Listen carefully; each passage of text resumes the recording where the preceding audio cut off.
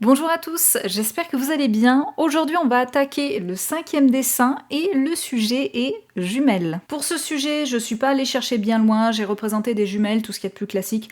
J'aurais pu éventuellement représenter des sœurs jumelles ou encore des objets en symétrie, ça aurait pu coller éventuellement avec le thème du sujet, mais j'avais aussi envie de coller avec le thème général du Inktober. Donc je suis restée sur les jumelles, des jumelles vintage, pour que ça puisse coller avec mon style steampunk. Et bien sûr, on ne l'oublie pas, une petite référence à mon petit personnage. Des 5 dessins que j'ai déjà faits, il rentrerait dans la 3e position des dessins que j'ai le plus apprécié faire. Et en plus de ça, c'était très instructif.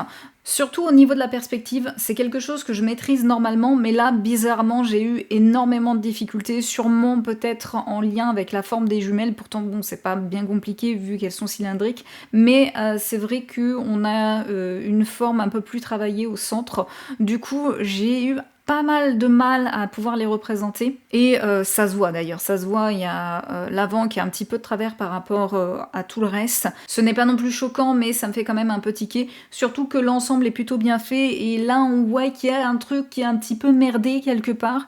Et du coup c'est dommage, moi ça me frustre un petit peu d'avoir raté ça.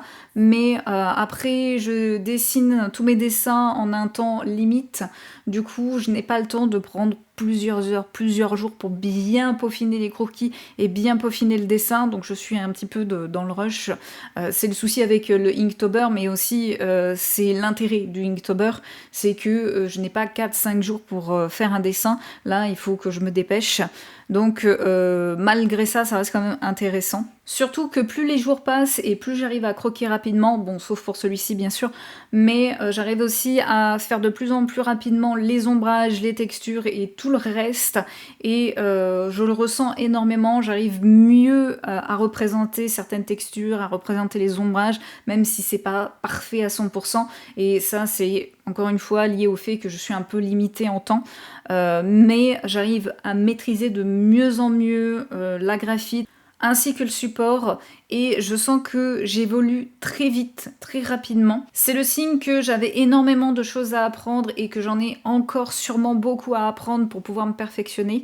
Et c'est pour ça que je fais ce défi, c'est vraiment pour apprendre à maîtriser le plus vite et le plus rapidement possible les bases et essayer de me rapprocher le plus possible d'un résultat convenable. Je ne m'attends pas à avoir le niveau d'un pro au bout d'un mois bien sûr, mais je sens vraiment que j'avais besoin de mieux maîtriser et d'apprendre à mieux maîtriser ce support. Et c'est pour ça que je l'ai choisi pour ce défi. C'est parce que je voulais vraiment me perfectionner et m'améliorer pour les projets futurs. Je trouve que Linktober est un bon exercice pour ça. Après, je ne sais pas ce qu'il en est de vous, pour ceux qui le font et pour ceux qui l'ont fait, si vous aussi vous ressentez ou vous avez ressenti exactement la même chose. Peut-être pas, peut-être que vous n'y avez trouvé aucun intérêt à faire ce défi Inktober. C'est possible, d'ailleurs je suis très curieuse de savoir et de connaître votre retour. Et ça sera la question du jour. Quel est votre avis sur Linktober pour tous ceux qui l'ont fait et qui sont actuellement en train de le faire ? Qu'est-ce que vous en pensez et qu'est-ce que vous en avez tiré en effectuant ce défi? Voilà, je suis très curieuse de savoir, je sais qu'il y aura sûrement des avis très divers et variés, il y aura des avis très hétérogènes, donc je suis curieuse, voilà, d'avoir votre petit avis. D'ailleurs, j'ai hâte de voir vos réalisations pour tous ceux et celles qui auront tenté le défi. Et n'oubliez pas, à la fin, il y a un dessin à gagner pour tous ceux qui tenteront l'aventure. Ça se passe sur Discord, vous avez le lien dans la description. Vous aurez jusqu'au 31 octobre minuit pour déposer vos réalisations et être inscrit au tirage au sort. C'est sur le résultat final que je vais vous laisser.